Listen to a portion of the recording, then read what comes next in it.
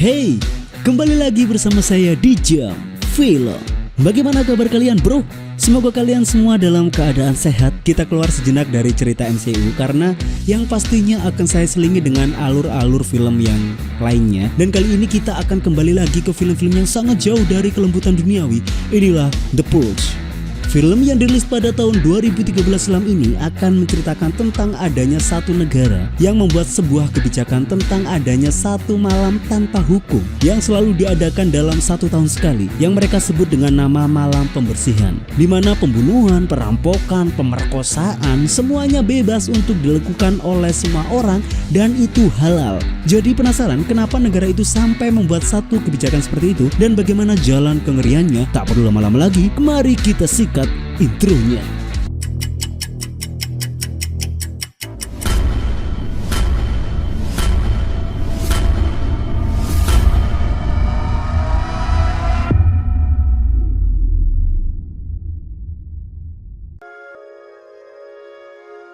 Di negara Amerika, berlatar pada tahun 2022, tercatat sebuah data keberhasilan di mana Amerika telah berhasil mengalami penurunan angka pengangguran yang sangat luar biasa, tentang angka kriminalitas yang sangat rendah, dan tentang lonjakan ekonomi yang sangat berkembang dengan sangat sempurna. Semua itu berkat para pemimpin baru yang mereka sebut dengan nama para bapak pembaruhan telah berhasil membuat Amerika terlahir kembali dengan dibuatkannya satu program, yaitu tentang adanya hari pembersihan yang selalu dilakukan 1 kali dalam setahun. Semua orang bisa melampiaskan amarahnya, melampiaskan kebrutalannya, membunuh siapapun yang ingin mereka bunuh, dan setelah itu mereka akan merasa terlahir kembali untuk menjadi warga negara yang lebih baik dan bijak.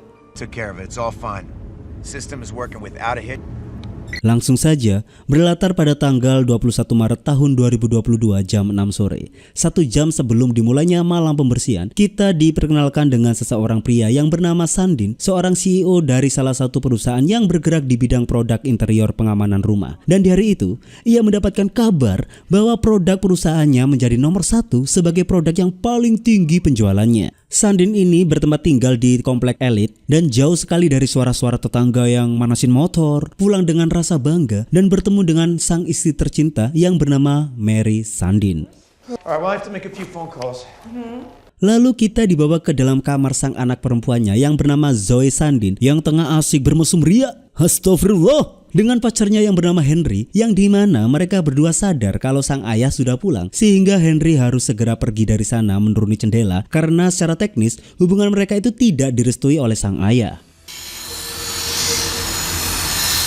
Kehidupan di kompleks ini begitu sangat rukun. Bisa dilihat dari Mary yang sore itu menerima tutur sapaan dari beberapa tetangganya yang saling mengucap semoga mereka semua bisa melewati malam pembersihan dengan aman dan tentram seperti tahun-tahun sebelumnya. Sebagai informasi tambahan ya, orang-orang di kompleks ini adalah para pelanggan dari produk keamanan dari perusahaannya Sandin, karena produknya itu terkenal kokoh dan tak tertandingi, sehingga mereka merasa terlindungi ketika mereka di dalam rumah pada malam pembersihan.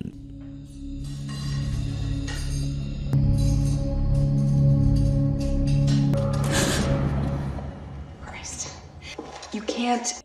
Kembali lagi ke keluarga Sandin. Di sini barulah kita diperkenalkan dengan anak bungsu mereka yang bernama Carly Sandin, yang sangat bakat di bidang elektronik. Tapi bukan itu yang saya bahas ya, melainkan tentang Carly yang selalu saja takut untuk melewati malam pembersihan, meskipun rumahnya dilengkapi dengan keamanan penuh dari produk-produk ayahnya yang kokoh itu. Tapi ya namanya juga anak yang menuju remaja gitu ya kan, suka overthinking. Akhirnya malam pun tiba. Beberapa menit sebelum malam pembersihan dimulai, mereka makan malam bersama dan saling bercerita satu sama lain, layaknya prosedur tentang goal parenting yang hanya bisa dilakukan oleh orang-orang kaya seperti mereka. And I'm on top.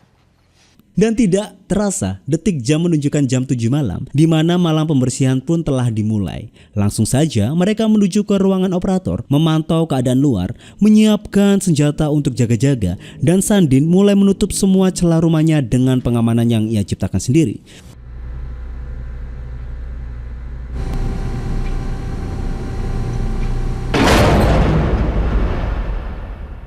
Sekejap, rumah mereka berubah menjadi bunker yang mustahil untuk dijebol orang.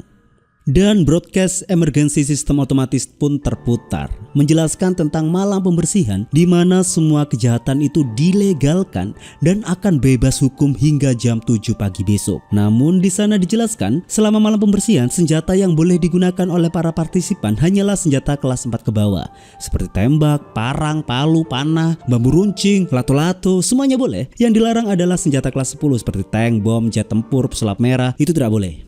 Dan yang membuat ini gak teli adalah para pejabat pemerintah tingkat 10 kebal dari malam pembersihan, yang artinya mereka tidak boleh diserang dan mereka tetap mendapat perlindungan penuh dari negara. Shot. Kalau hanya Pak Camat, Pak RT, Pak Lurah, ya seharusnya mereka harus tetap berlindung ya.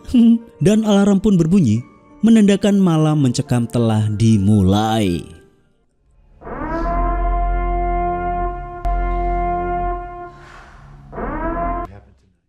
Setelah semuanya dirasa sudah aman, Zoe kembali ke kamarnya dan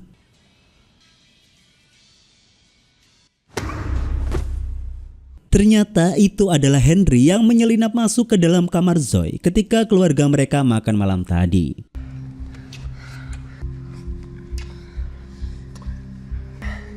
Namun sayang, tujuan Henry ke sana bukan untuk berkemprut ria ya, melainkan ia akan menemui ayahnya Zoe untuk meminta restu, dan malam itu menurut Henry adalah kesempatan terbaik. Lain lagi dengan si bungsu yang sibuk memainkan robot remote-nya, menyusuri ruang demi ruang rumahnya hingga ia menyorot monitor CCTV dan melihat ada orang yang lari minta tolong karena diburu seseorang yang mau membunuhnya. Bungsu yang dasarnya punya jiwa kemanusiaan yang besar, ia pun segera membuka pengamanan rumahnya dan menyelamatkan pria asing itu. Come on! Charlie! Go! Hurry! What the hell's going on? Hebohlah Sandin melihat anaknya memasukkan orang asing ke dalam rumah, dan bersamaan dengan munculnya Henry juga. Dan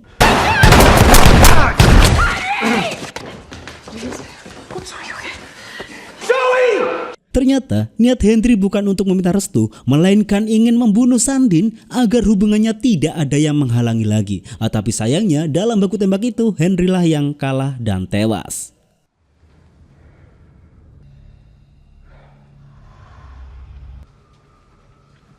Tidak cukup di sana, Bungsu melihat lagi di monitor CCTV, melihat gerombolan orang mendekat ke rumahnya. Dan di sisi lain, Mary berusaha menenangkan Zoe dikarenakan masalah semakin runyam. Selain mendapatkan cobaan yang tak terduga dari serangan Henry, para gerombolan itu telah sampai di depan rumah mereka.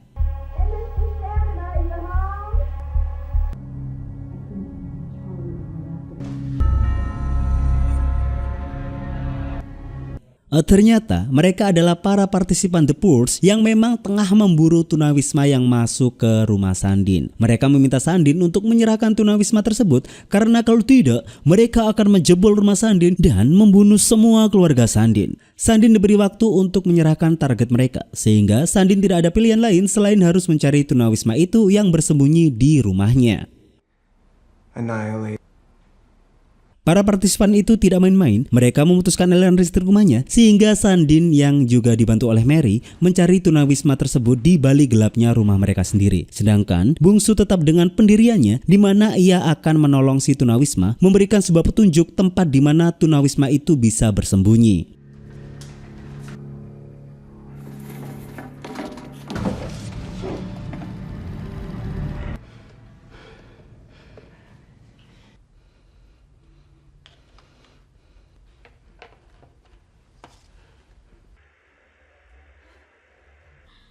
Sedangkan di luar, si ketua dari pasukan The Purge sudah kehabisan kesabaran dan memperingatkan bahwa ia tidak sedang main-main. Bisa dibuktikan dengan mudahnya ia meledakkan kepala teman yang ada di sebelahnya. The homeless pig, you fuck! Dan mereka akan bertindak. Kembali ke dalam rumah dan situasinya semakin runyam, di mana secara tidak sengaja Zoe bertemu dengan si tunawisma di persembunyiannya, sehingga ia menyandera Zoe agar Sandin tetap membiarkan dirinya di dalam rumah mereka. Sehingga dengan datangnya Mary yang dari arah belakang, mereka pun Shoot him, Mary! Shoot him!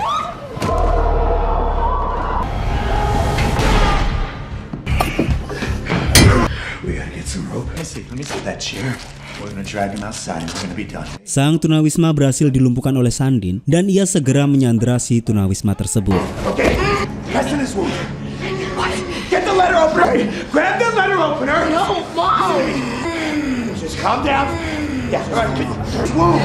Yes, yeah. Okay, all right. Help me up. Help me up. All right. All right.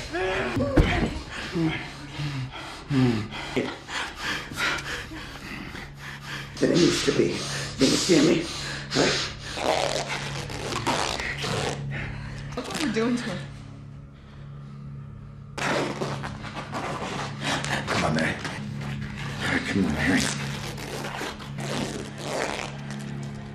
Namun seketika itu juga jiwa kemanusiaan Mary meronta-ronta dan merasa sangsi dengan apa yang ia perbuat ke manusia yang tidak berdaya. Touch me. James, look at you. Charlie. Sehingga akhirnya Sandin memiliki jalan lain, ya demi perasaan istrinya dan sebagai bentuk seseorang kepala rumah tangga, ia memutuskan untuk melawan balik dan melindungi anak dan juga istrinya. Sehingga tanpa pikir panjang, para partisipan itu pun akan menjebol pertahanan rumah keluarga Sandin. Will not hesitate. You failed to deliver. Appointed as you fine folk. Bid thee farewell, sweet Sandys.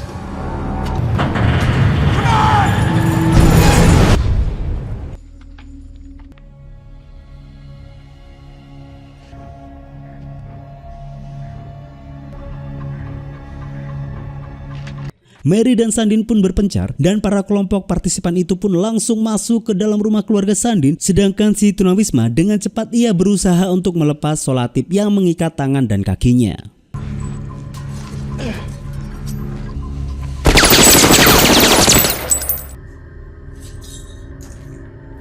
Kita dibawa ke tempat bungsu yang bersembunyi, namun sayang si bungsu tertangkap oleh kelompok tersebut.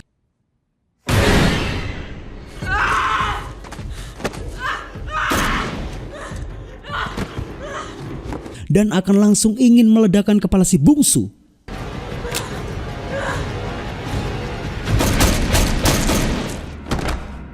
Untung saja Sandin berhasil menyelamatkan anak tercintanya.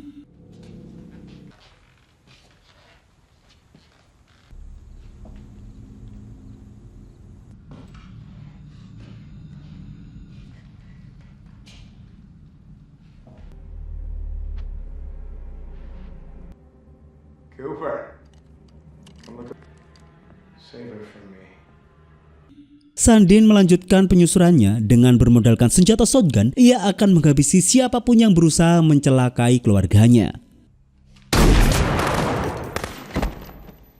Dan hingga pada akhirnya ia dipertemukan dengan pertarungan yang sangat sengit.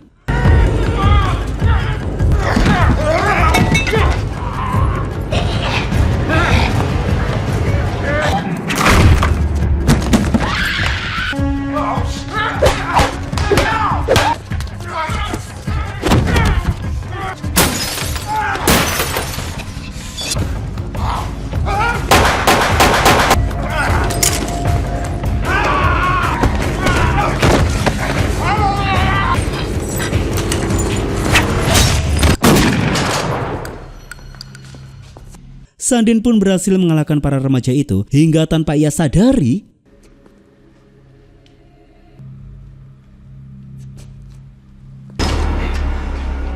ya, ia terkena serangan telak dari si ketua. Dengan belati yang menembus perutnya cukup membuat kematian Sandin di ujung tanduk.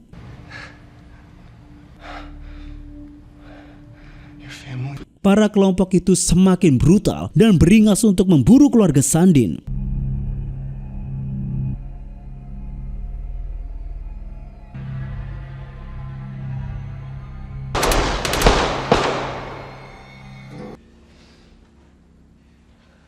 Dan tanpa mengalami kesusahan, Mary berhasil tertangkap oleh mereka.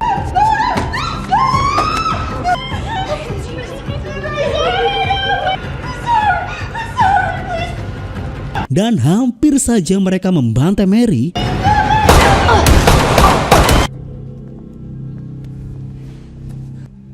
Ya, tiba-tiba datang para tetangganya yang menyelamatkan Mary dari kematiannya. Tanpa ada cakap sedikit pun, Mary berusaha berjalan kembali dan seketika langsung sesak nafasnya melihat suaminya sekarat dengan luka tusukan yang begitu teramat dalam.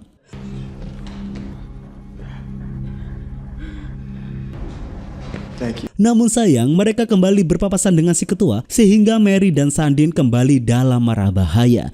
Dan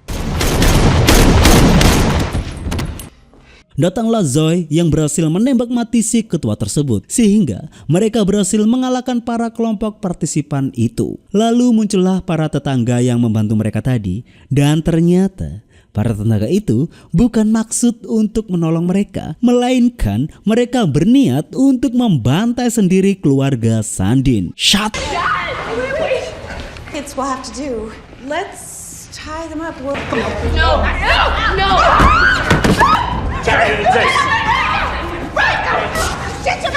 Ternyata ini mereka semua dengki dan iri dengan kekayaan keluarga Sandin. Mereka akan menjadikan Sandin beserta anak istrinya tumbal untuk ritual pembersihan di malam itu. Mary hanya bisa menangis dan memohon, tapi tidak ada lagi harapan bagi keluarga mereka.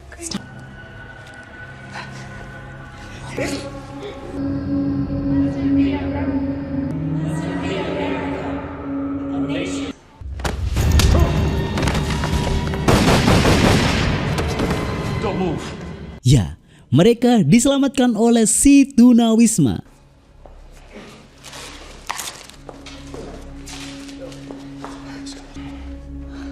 Di sana keadaan berhasil berbalik dengan cepat. Tinggal Mary yang memberi keputusan siapakah di antara para tetangganya itu yang kepalanya meledak duluan. Tapi Mary begitu sangat manusiawi. Ia tidak mau membunuh para tetangganya dan ia memutuskan untuk menunggu malam yang menyebalkan ini berakhir. Matahari mulai terbit, para tetangganya itu tertunduk malu dengan kebaikan Mary. Dan mereka hanya perlu menunggu beberapa detik lagi sampai alarm tanda berakhirnya The Purge berbunyi. Namun ketika Mary lengah dari pandangannya, Mbok Dewor mendapatkan serangan yang cukup telak dari Mary dan cukup untuk membuat hidung Mbok Dewor hancur.